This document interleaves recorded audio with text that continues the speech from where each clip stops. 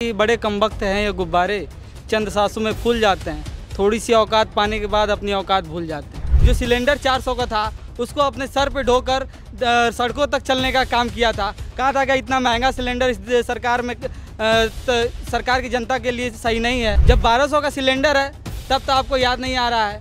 महिलाएं वहीं उत्पीड़न हो रही हैं, आपको याद नहीं आ रहा है। भाजपा के पास चुनाव जीतने में सिर्फ ये बेरोजगारी, स्वास्थ्य मुद्दा, ये सब कोई मुद्दा नहीं। उसके बाद सिर्फ धर्म का मुद्दा है। लोग आज देश जिस स्थिति में है वही अमेठी भी है, अमेठी की जनता भी उसी स्थिति में है। खुद सामने की वीडियोस पड़ी हुई हैं और उसमें बता रहे हैं लोग कि इस समय हमारा देश और अमेठी पूरी तरीके से नीचे जा चुका है।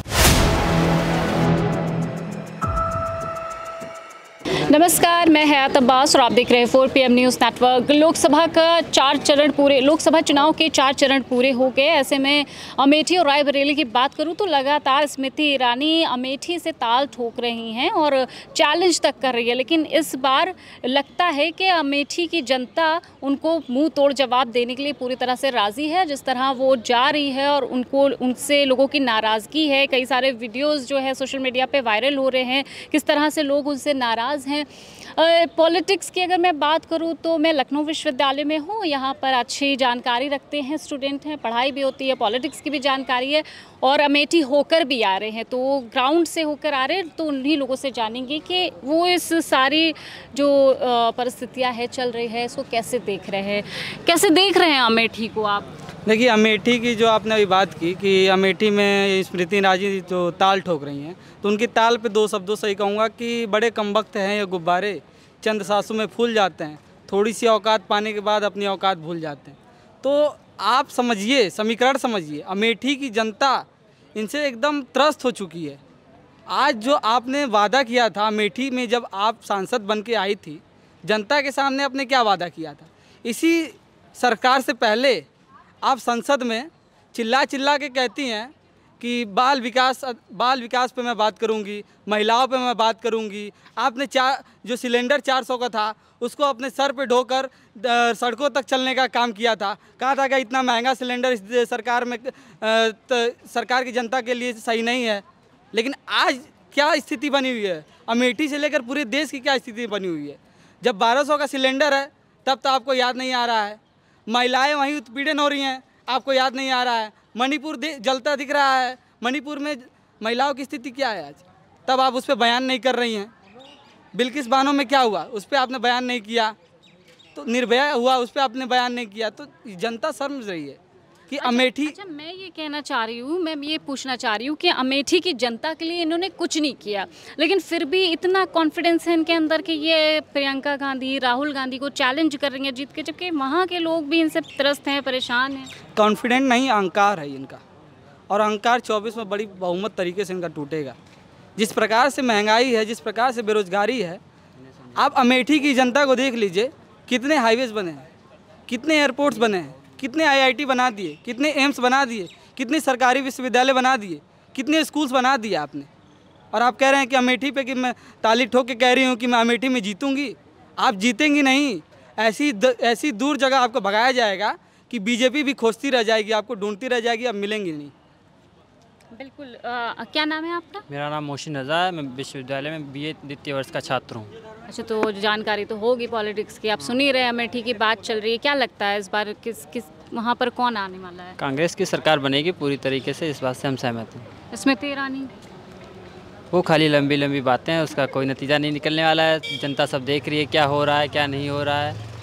चुनावी दौर चल रहा है, चुनावी मौसम है। ऐसे में प्रधानमंत्री जी इंटरव्यू देते हैं, उस इंटरव्यू में काफ़ी भावुक हो जाते हैं, कहते कभी हिंदू मुसलमान नहीं किया। इसको कैसे देखते हैं इस इंटरव्यू की? भाजपा के पास चुनाव जीतने में सिर्फ ये बेरोजगारी, स्वास्थ्य मुद्दा, ये सब कोई मुद्दा नहीं। उसके बाद सिर्फ धर्म का मुद्दा है।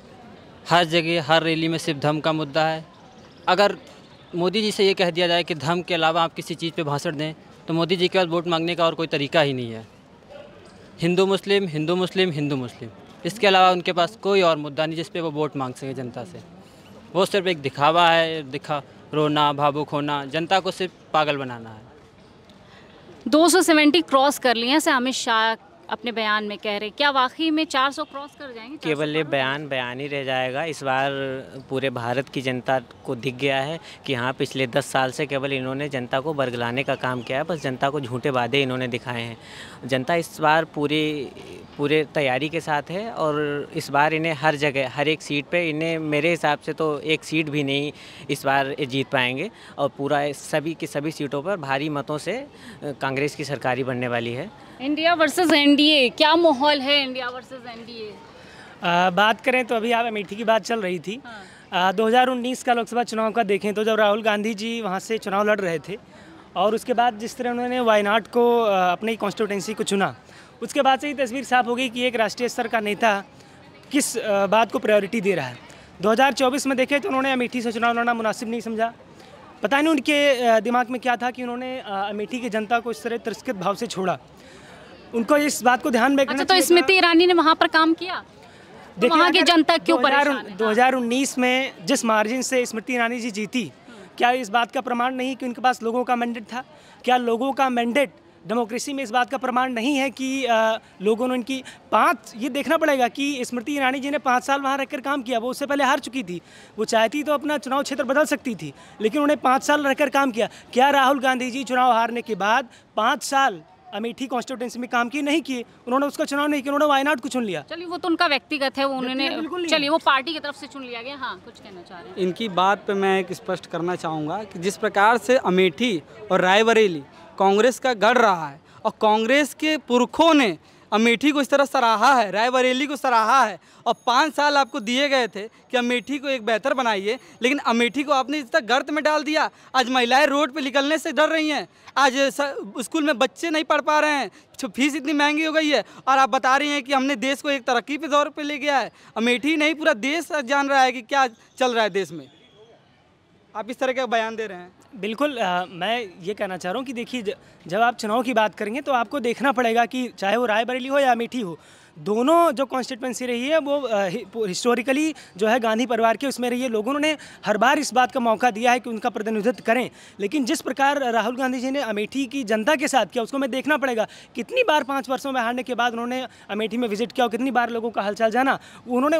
तो स्मृति ईरानी जी कब वहाँ जाती हैं और लोगों से कब बात करती हैं? क्योंकि लोगों की जो वहाँ पर जो ग्राउंड की रियलिटी है वो तो यही कह रही है कि स्मृति ईरानी कभी वहाँ देखने नहीं आती है, जब से जीती है वो गायब है। तो बिल्कुल इस बात में फैसला हो जाएगा। 2024 का चुनाव है, इसमें अगर उन्होंने ऐसा किया होगा तो हार जाएंगे, लेकिन राहुल गांधी जी ने तो पहले ही मान लिया ना, उन्होंने तो पहले ही चुन लिया कि वो 5 साल अमेठी में काम नहीं किए, इसीलिए तो उन्होंने वहाँ पर पर्चा दाखिल नहीं किया। आपने वायनाड को चुनकर यही तो जनता को दिखाया कि मैं यहाँ मुनासिब नहीं समझता हूँ। उन्होंने साउथ इंडिया में जाकर बयान भी दिया कि नॉर्थ इंडिया की पॉलिटिक्स एकदम अलग है, नॉर्थ इंडिया के लोग अलग हैं। मतलब उनका इशारा ये था कि इनका IQ लेवल अलग होता है, इसीलिए मैं वायनाड में मुझे लगता है शायद वो धर्म को लेकर ऐसे बात बोल रहे हो कि यहाँ जिस प्रकार से इन्होंने समीकरण जोड़ा है और कहा है कि वायनाड तक तो वायनाड भी और रायबरेली भी हम लड़ रहे हैं, लेकिन मोदी जी को देखिए बनारस छोड़ने का नाम ही नहीं ले रहे हैं। हम तो आपको ऑफर दे रहे हैं। राहुल गांधी ने खुद एक प्रेस रिलीज जारी किया जिसमें उन्होंने कहा कि मोदी जी आए खुलम खुलम उससे डिबेट करें।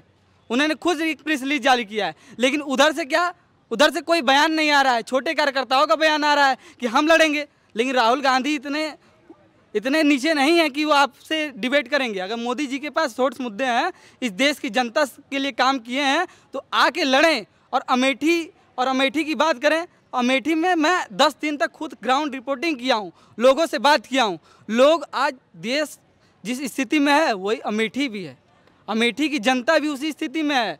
खुद सामने की वीडियोस पड़ी हुई हैं और उसमें बता रहे हैं लोग कि इस समय हमारा देश और अमेठी पूरी तरीके से नीचे जा चुका है।